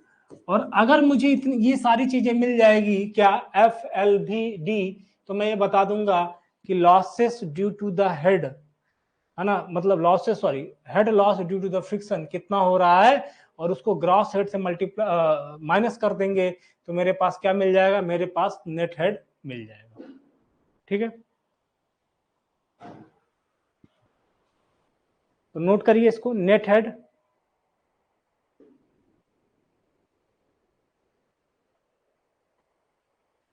ठीक है, it is the head under which the turbine work, it is the head which under which the turbine work. ठीक है, gross head जिस पे पावर प्लांट वर्क करता है, ठीक है, और नेट हेड जिस पर टरबाइन काम करेगा। क्योंकि वास्तविकता में टरबाइन को वही एनर्जी मिल रही है ना। तो नेट हेड और ग्रॉस हेड दोनों में अंतर समझ में आया सबको, और होना चाहिए, ये बात समझिएगा। क्वेश्चन पूछेगा, ऑब्जेक्टिव क्वेश्चन ऐसे पूछेगा, समझिएगा। अब यहीं से स्टार्ट करता है। हाँ भैया, ग्रॉस हेड क्या होता है बताइए, तो बोलोगे sir it is the difference between head stock to tail stock. ठीक है, ओके। जिस पर पावर प्लांट वर्क करता है, बहुत सही सर, कोई बात नहीं है, समझ में आ गया। नेट हेड जिस पर टरबाइन वर्क करेगा, जिस पर टरबाइन वर्क करेगा। नेट हेड क्या होगा sir, H G minus H L. H G क्या होगा, gross head minus H L, Darcy Weisbach equation formula लगाइए, F L V square D into two G. ठीक है, अब आपसे क्वेश्चन, ऑब्जेक्टिव क्वेश्चन ऐसे पूछेगा, भाई एक बताओ कि ग्रॉस हेड 40 मीटर है और हेड लॉस हो रहा है फ्रिक्शन की वजह से, वो 5 मीटर हो रहा है, नेट हेड बताइए। तो 40 माइनस 5 35। तो आपको पता होना चाहिए कि प्लस करना है कि माइनस करना है, कि मल्टीप्लाई करना है कि डिवाइड करना है। ये बात तभी तो पता होगा जब आपको कॉन्सेप्ट पता होगा, तभी तो ये बात पता होगा। क्लियर है? या हो सकता हो आपको एफ एल भी और डी और टू जी, मतलब सॉरी जी की वैल्यू आपको दे रखा है, और एच की वैल्यू, हेड एच जी की वैल्यू आपको 40 मीटर देगा, बाकी इनकी वैल्यू दिया होगा, कहेगा नेट हेड निकालो, तो आपको निकालना होगा, आप डार्ची-वीसबर्ग इक्वेशन फार्मूले में पुट करके आप उसको निकालिए। ठीक है,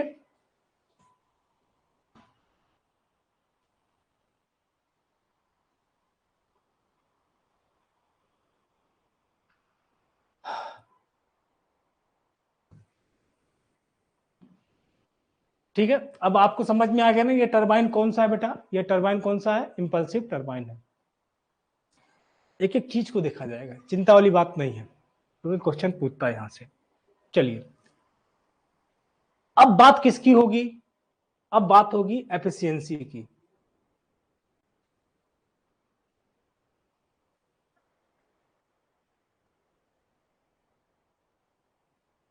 ठीक है, देखिए बहुत ध्यान से समझिएगा, जो मैं कॉन्सेप्ट बताने जा रहा हूं ध्यान समझिएगा। अपने पास कौन सी एनर्जी थी, water power. Water power m dot g h, क्या थी, m dot g h, water power, potential energy. ठीक, इस वाटर पावर को आप किस में कन्वर्ट कर रहे हो, रनर को रोटेट कराने के लिए। रनर घूम रहा है ना, रनर घूम रहा है। ये रनर पावर, ये रनर किसको रोटेट करा रहा है, उस पे लगे हुए शाफ्ट को रोटेट करा रहा है, जिससे इलेक्ट्रिसिटी जनरेट हो रही है। ठीक, अपने पास कौन सी अवेलेबल थी, water power m dot g h available था। समझ में आ रहा है? ये वाटर पावर क्या कर रहा है, रनर को रोटेट करा रहा है। जब रनर रोटेट कर रहा है तो शाफ्ट रोटेट कर रहा है, जिससे इलेक्ट्रिकल एनर्जी का कन्वर्जन हो रहा है, मैकेनिकल से इलेक्ट्रिकल एनर्जी का कन्वर्जन हुआ। ये बात समझ में आया? अब देखो, मैंने कहा सर ये इनपुट हो गया क्या, वाटर पावर, और आउटपुट ऑब्जेक्टिव क्या है मेरा, शाफ्ट को रोटेट कराएंगे, तभी डायनेमोमीटर क्या करेगा, रोटेट करेगा, है ना। और ऑब्जेक्टिव मेरे पास था क्या, मेरे पास वाटर पावर था, सोर्स तो यही था ना। अगर वाटर नहीं होता तो क्या मैं शाफ्ट को रोटेट करा पाता। तो मैं कर क्या रहा हूं, इनपुट से आउटपुट कन्वर्ट कर रहा हूं, मीडियम कौन सा है, बीच में कौन भाग है, रनर पावर है। अब समझना, सबसे पहले मैं एफिशिएंसी की बात कर रहा हूं, ध्यान से समझिएगा। सबसे पहले मैं एफिशिएंसी की बात करूंगा, हाइड्रोलिक एफिशिएंसी की। कौन सी, सबसे पहला है हाइड्रोलिक एफिशिएंसी, है ना।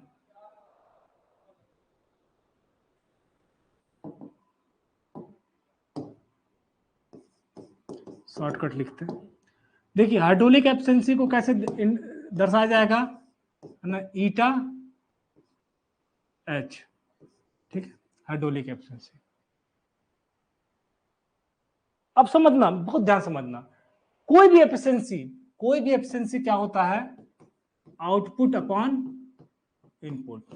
क्या होता है, आउटपुट अपॉन इनपुट। बात आप किसकी कर रहे हो, हाइड्रोलिक की। किसकी बात कर रहे हो, हाइड्रोलिक की, मतलब जल, जल। अब जब आपके पास जल था तो जल ने क्या किया अपना काम, वाटर ने क्या किया, रनर को रोटेट कराया और चुप हो गया, बैठ गया, खत्म। वाटर का ऑब्जेक्टिव क्या था, रनर को रोटेट करा दिया। ठीक, अब यहां देखिए मैंने एफिशिएंसी लिखा है, क्या एफिशिएंसी लिखा है, आउटपुट अपॉन इनपुट।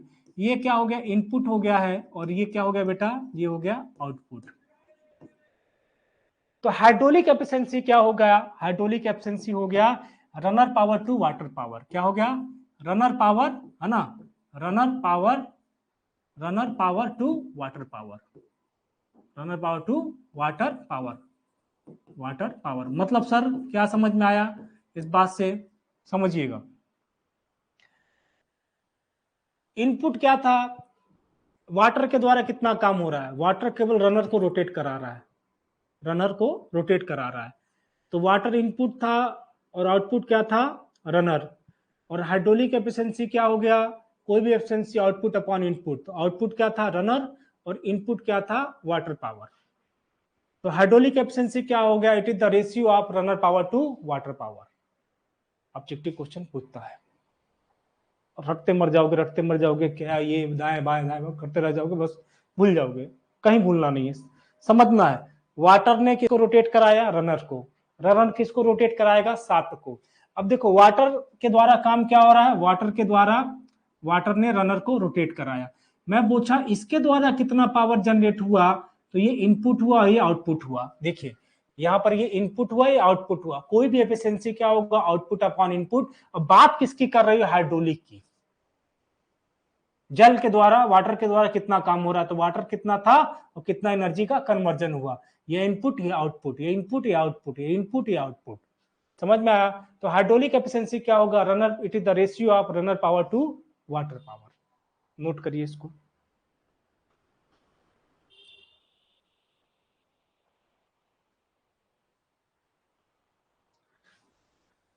ठीक है बच्चा। अब देखिए, अब बात किसकी होगी, अब बात होगी मैकेनिकल एफिशिएंसी की। किसकी, मैकेनिकल एफिशिएंसी की। ये आपका हो गया हाइड्रोलिक एफिशिएंसी, इसको मैं ब्रैकेट में बंद कर देता हूं, यहां से यहां तक था हाइड्रोलिक एफिशिएंसी आपका। ठीक है, चलिए अब किसकी बात होगी, अब होगी दूसरा मैकेनिकल एफिशिएंसी की। ठीक है, इसको बोलते हैं ईटा एम। अब फिर से समझना, फिर मैं बोल रहा हूं, वाटर ने किसको रोटेट कराया, शाफ्ट को, शाफ्ट ने, सॉरी रनर को, वाटर ने किसको रोटेट कराया, रनर को,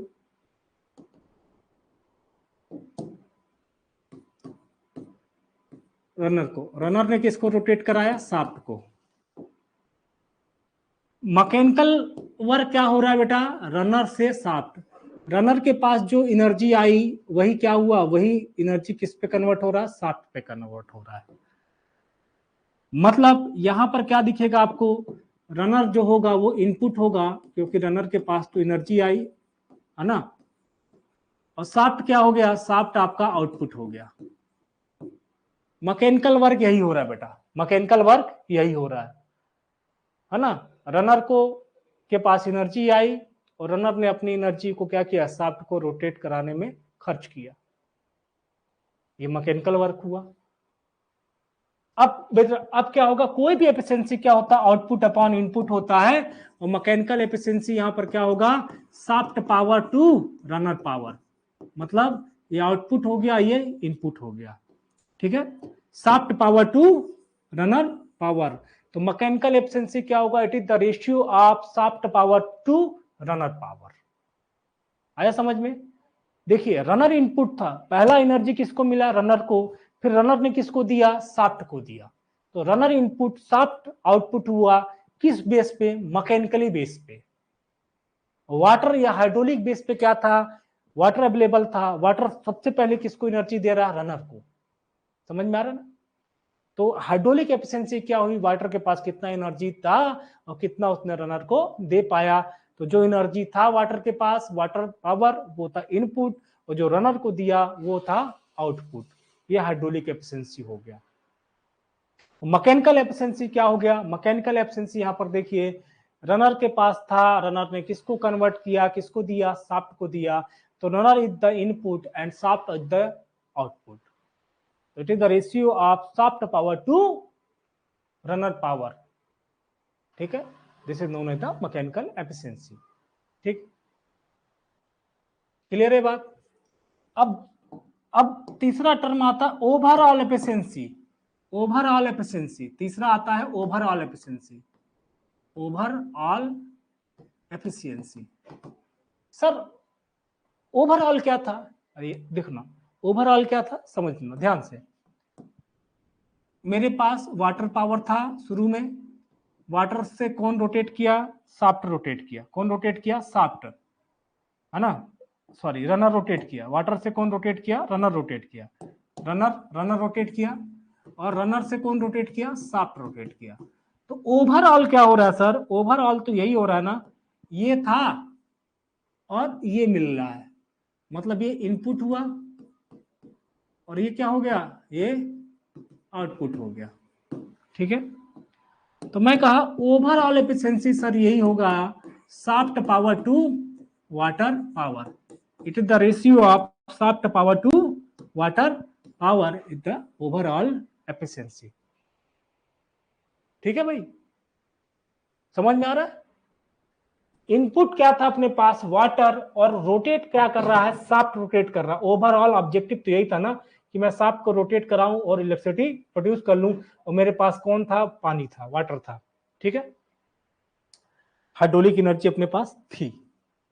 या मैं ऐसे भी कहूंगा, ध्यान समझिएगा, ओवरऑल एफिशिएंसी इक्वल टू क्या होगा? Mechanical efficiency into hydraulic efficiency. ठीक है, अब समझिएगा, हाइड्रोलिक एफिशिएंसी क्या था आपको? इनपुट क्या था? Water power. मिल क्या रहा है आपको? Runner power. क्या मिल रहा है? Runner power. मैकेनिकल एफिशिएंसी क्या था आपके पास? रनर पावर इनपुट था, मिल क्या रहा है आपको? शाफ्ट मिल रहा है। देखिए क्या क्या कट जाएगा, रनर से रनर कट गया, तो ओवरऑल एफिशिएंसी आपको क्या मिल रहा है? Shaft power to water power. ये तो है ना?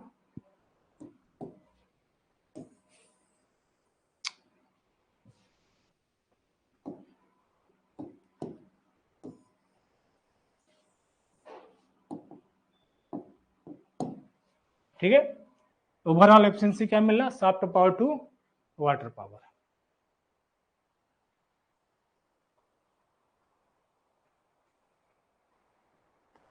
एक टर्म आता है वॉल्यूमेट्रिक एफिशिएंसी। चौथा, वॉल्यूमेट्रिक एफिशिएंसी।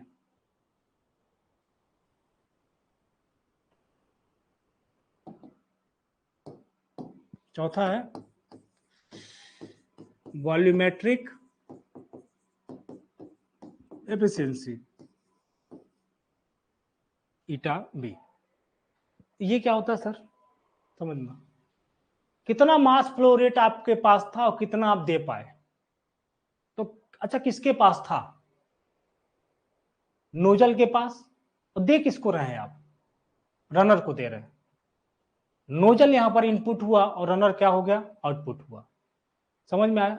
नहीं समझ में आया होगा, चिंता वाली बात नहीं है। आओ डायग्राम में आओ,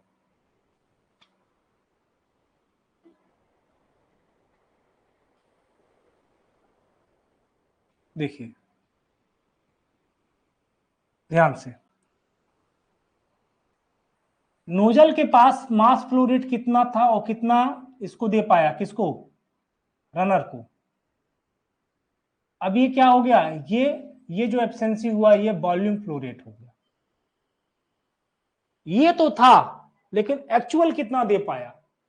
तो it is the ratio of actual mass to available mass. It is the ratio of actual mass flow rate to available mass flow rate. ये बात समझ में आया? ठीक है, अरे देखो यार, बहुत परेशान होने की जरूरत नहीं है। नहीं समझ में आया? देखो, ये एक्चुअल मास फ्लो रेट है, ठीक है, और ये अवेलेबल मास फ्लो रेट है। ये आउटपुट हुआ, ये इनपुट हुआ, ये आउटपुट हुआ, ये इनपुट हुआ, ये आउटपुट हुआ, ये लिख देता हूं मैं, ये actual mass flow rate, mass flow मास फ्लो रेट, और ये क्या था आपके पास, अवेलेबल मास फ्लो रेट, है ना, एम डॉट लिख दो, मास फ्लो रेट। मैं बोला, यही बात बोला ना क्या यार, देखो नोजल के पास तो इतना था, लेकिन ये पूरा वाटर यहाँ पे स्ट्राइक थोड़ी ना कर पाया, कुछ यहाँ से निकल गया, कुछ इधर निकल गया, कुछ छटक गया, उधर छटक गया, ठीक है। तो एफिशिएंसी क्या होगा, वॉल्यूम फ्लो रेट जो हो गया, समझिएगा, मतलब सॉरी, वॉल्यूमेट्रिक एफिशिएंसी क्या हो गया, आउटपुट तो ये हुआ ना, और इनपुट क्या हुआ, ये हुआ, आपके पास ये था और ये आप दे पा रहे हो, तो एक्चुअल मास फ्लो रेट जो मिल रहा है divide by available mass flow rate, कहां पर, एट नोजल, एट नोजल, ठीक है, ये हो गया वॉल्यूम फ्लो रेट।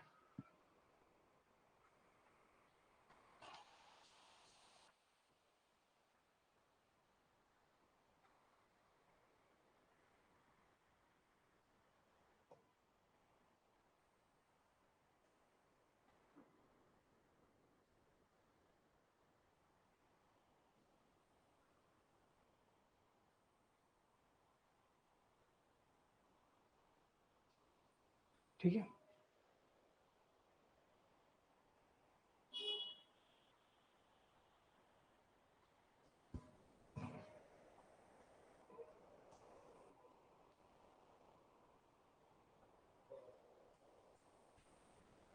अब देखिए,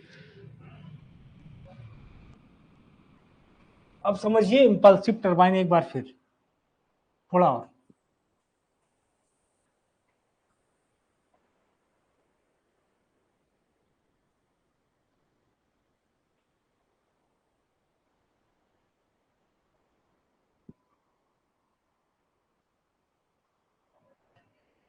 समझिएगा, ये हो गया इंपल्सिव टरबाइन, या मैं इसको बोलूंगा पेल्टन टरबाइन, ठीक है, इंपल्सिव का ही भाग है पेल्टन। इंपल्सिव टरबाइन क्या हुआ, अब देखिए पेनिस्टॉक के अंत में, सॉरी, पेनिस्टॉक के अंत में, एंड में कौन सी एनर्जी आपको अवेलेबल है, काइनेटिक एनर्जी। तो मैं ये बोलूंगा कि हाई वेलोसिटी ऑफ क्या कर रहा है, जो फ्लूइड है, वाटर है, वो क्या कर रहा है, जेट से स्ट्राइक कर रहा है, और कैसे स्ट्राइक करेगा, फ्रैक्शन ऑफ टाइम के लिए, फ्रैक्शन ऑफ टाइम के लिए, तो इंपल्स मोमेंट प्रिंसिपल पे वर्क किया, इंपल्स मोमेंट प्रिंसिपल पे वर्क किया, ये इंपल्सिव एक्शन से ही क्या हो रहा है, फोर्स का ट्रांसमिशन यहां पर हो रहा है, क्लियर है। तो इस टाइप के टरबाइन को मैं क्या बोलूंगा, इंपल्सिव टरबाइन, है ना, या पेल्टर टरबाइन।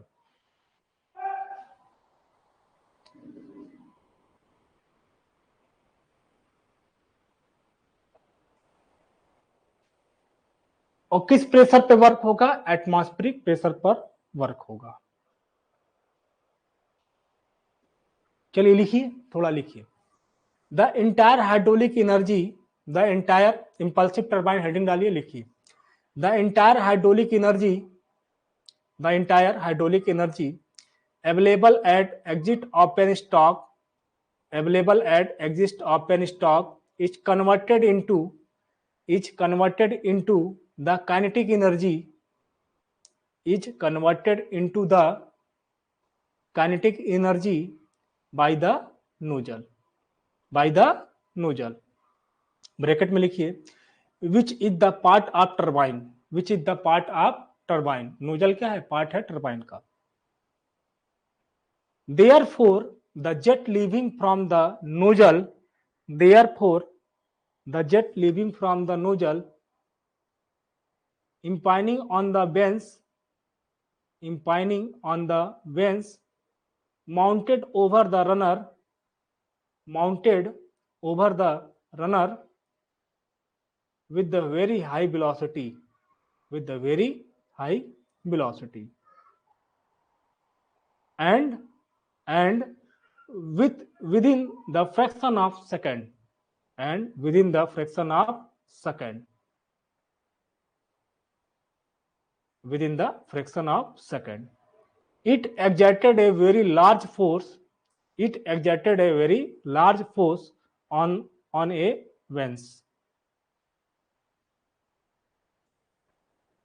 हो गया, which is a kind of impulsive action, which is a kind of impulsive action of the water on the veins, of the water on the veins. Therefore, therefore, these turbine are called impulsive turbine. Therefore, these turbine are called impulsive turbine. Next paragraph से, in these turbine, when water is working, in these turbine, when water is working over the veins, therefore will not change any pressure energy because everywhere on the veins the pressure remain constant या remain same, that is atmospheric pressure, that is atmospheric pressure. ठीक है, that is atmospheric pressure. तो inlet पे कौन सी energy है, kinetic, outlet पे भी कौन सी एनर्जी है, काइनेटिक. ठीक है, चलिए अब ध्यान दीजिए, कुछ कंपोनेंट है जिसके बारे में पूछता है, ऑब्जेक्टिव क्वेश्चन में पूछता है. अब ध्यान दीजिए, ये देखिए, ये पेनस्टॉक है, ये नोजल है. आप एक चीज देखिए, ये स्पीयर लगा हुआ है, क्या लगा हुआ है, स्पीयर, सॉरी क्या लगा है, स्पीयर लगा हुआ है.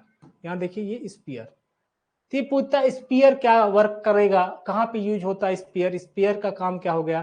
तो स्पीयर इंपल्सिव टरबाइन या पेल्टन टरबाइन में यूज होता है.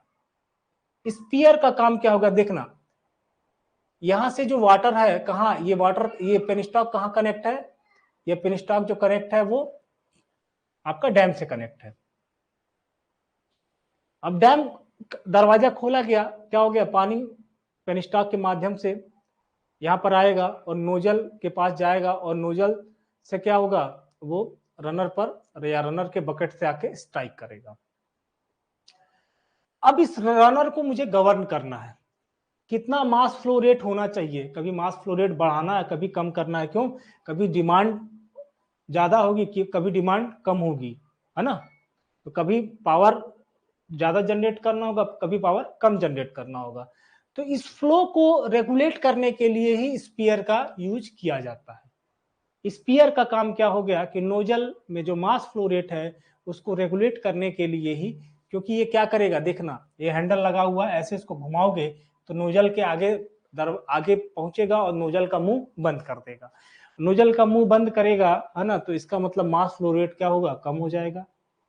और अगर फिर इसको मैं पीछे की तरफ घुमाऊंगा तो ये मतलब ये एंटी क्लॉकवाइज घुमाऊंगा तो ये क्या होगा, ये पीछे की तरफ आएगा और क्या होगा, नोजल का रास्ता जो होगा वो अनब्लॉक कर देगा, छोड़ देगा. तो जिससे मास फ्लो रेट बढ़ जाएगा, और अगर मास फ्लो रेट बढ़ेगा तो रनर की स्पीड क्या होगी, वो बढ़ जाएगी. तो स्पीयर का काम क्या हो गया, रनर को जो हो गया, मतलब ये फ्लो को क्या करता है, रेगुलेट करता है. ठीक है, नोट करिएगा. उसके बाद देखिए होता ना, एक चीज और भी पूछते हैं, ब्रेकिंग जेट का काम क्या हो गया, देखिएगा यहां पर पूछते हैं, जो ब्रेकिंग जेट है, ब्रेकिंग जेट का काम क्या हो गया. ब्रेकिंग जेट का काम हो गया, देखिए यहां पर क्या करेंगे, ये रोटेट कर रहा है, ठीक है. अब मुझे इसको तुरंत बंद करना है, तो आपने क्या किया, यहां से सप्लाई बंद कर दिया, गेट का दरवाजा बंद कर दिया, जो डैम था उसका दरवाजा बंद हो गया. तो अभी भी इसके पास इनर्शिया है, रोटेट करता रहेगा, और जब रोटेट करेगा ना तो क्या होगा, फ्लक्चुएशन होगा, इलेक्ट्रिसिटी प्रोड्यूस हो रही है. लेकिन हमें तो तुरंत बंद करना था, अचानक से सप्लाई बढ़ गई तो तुरंत बंद करना था, लेकिन ये तो तुरंत रुका नहीं, क्योंकि अब इसके पास इनर्शिया, ये क्या करेगा, ये रोटेट करता रहेगा. तो अगर तुमको इसको तुरंत बंद करना है तो अब इसके अपोजिट डायरेक्शन में आप क्या करोगे, फोर्स जनरेट करोगे. वही काम करता है ब्रेकिंग जेट. क्या होगा, मल्टीपल नोजल लगा देंगे, यहां देखिए कई सारे नोजल इस तरीके से लगाएंगे ऐसे, जो क्या करेंगे, इसके रोटेशन के अगेंस्ट डायरेक्शन में क्या करेगा, एक फोर्स जो होगा वो, या इसके मोशन को क्या करेगा, इसके मोशन को जो होगा वो अपोज करेगा। तो जैसे ही ये नोजल को खोल दिया जाएगा तो ये क्या होगा, ये रनर जल्दी से जल्दी जो होगा वो रुक जाएगा, है ना, इसका रोटेशन जो होगा वो जल्दी जल्दी बंद हो जाएगा। तो ब्रेकिंग जेट यही हो गया कि सडनली हमें बंद करना हुआ, है ना, तो ब्रेकिंग जेट का यूज किया जाता है।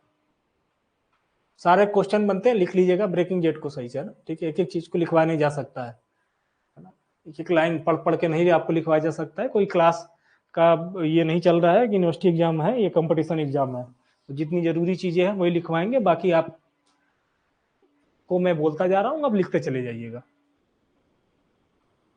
अब यहां देखिए,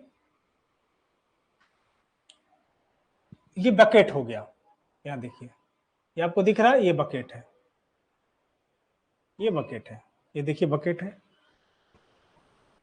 बकेट है, ये आपको बकेट दिख रहा है, ये देखिए, ये देखिए कैसा दिख रहा है, हेमी स्पेरिकल फॉर्म में दिखेगा, ये देखिए दो भाग में दिख रहा है इस तरीके से, हेमी स्पेरिकल फॉर्म में। जो वाटर स्ट्राइक कर रहा है यहां पर स्ट्राइक करेगा, बीचों बीच यहां पर टेंजेंशियली क्या कर रहा है, स्ट्राइक कर रहा है, और ऐसे ट्रेवल करते हुए निकल जाएगा, ऐसे ट्रेवल करते हुए निकल जाएगा इस तरीके से, है ना, ठीक है। तो टेंजेंशियली क्या कर रहा है, पानी जो हो रहा है, जो वाटर जो होगा वो स्ट्राइक करेगा।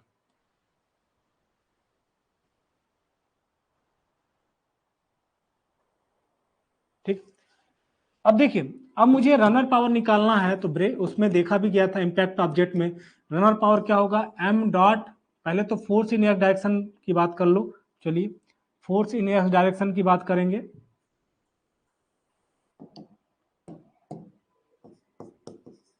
फोर्स इन एक्स डायरेक्शन कितना होगा sir, F X equal to होगा M dot V W one whirl velocity और एट इनलेट और विर्ल वेलोसिटी एट आउटलेट। देखा गया था ये कैसे आया था, VW1 plus VW2, last lecture में देखा गया था। भाई देखो, ये मैं बताया था, बड़ा कॉन्सेप्चुअल तरीके से बताया था, समझना वो जरूरी है इस चीज को। मैं बताया था क्या कि जब यहाँ पर क्या वो दोनों मूव कर रहा है ना, कौन मूव कर रहा है, जेट भी मूव कर रहा है और रनर भी मूव कर रहा है, तो इसका मतलब आपके पास एब्सोल्यूट वेलोसिटी भी है और टेंजेंशियल वेलोसिटी है, तो रिलेटिव वेलोसिटी बात होगी, relative velocity at inlet, relative velocity at outlet, दोनों की बात होगी। जब दोनों को लेकर किया गया था, जब सॉल्व किया गया था, तो ये कुछ इक्वेशन हमें फॉर्म में, विर्ल के फॉर्म में मिला था। अब मैं बोलूंगा क्या कि work done per second, work done per second, work done per second क्या हो जाएगा, एम डॉट, अरे एफ एक्स से यू मल्टीप्लाई कर दोगे वेलोसिटी को, कौन सी, टेंजेंशियल वेलोसिटी, तो m dot VW1 plus VW2 into u, ये क्या हो गया बेटा, वर्क डन पर सेकेंड हो गया, ठीक है, work done per second.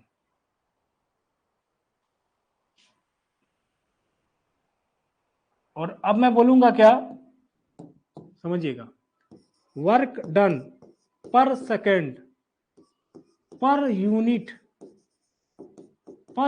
Wait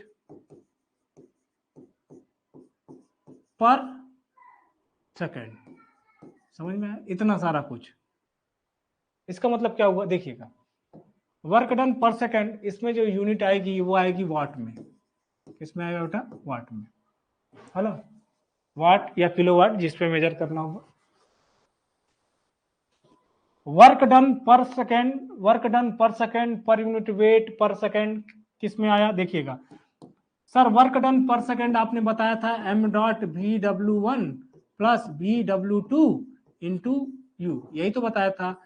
और पर यूनिट वेट, वेट क्या होगा बेटा, वेट mg होता है, लेकिन पर यूनिट वेट पर सेकेंड है, तो m डॉट जी हो जाएगा, क्या हो जाएगा, m डॉट जी, ठीक है, तो m डॉट जी हो गया, यहां से m डॉट उड़ गया, ये बचा।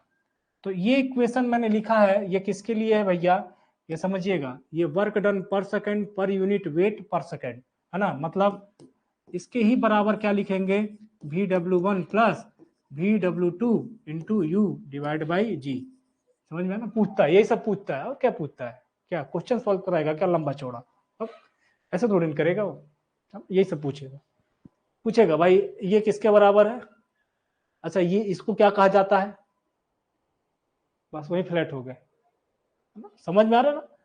वर्क डन पर सेकंड क्या हो गया, ये हो गया है, और पर यूनिट वेट पर सेकंड मतलब एम डॉट जी से डिवाइड करोगे, एम डॉट कट गया, ये जो लिखा हुआ है इक्वेशन, ये टर्म लिखा हुआ है, ये किसके बराबर है, वर्क डन पर सेकंड पर यूनिट वेट पर सेकंड के बराबर है। ठीक है, ये बात क्लियर हुई।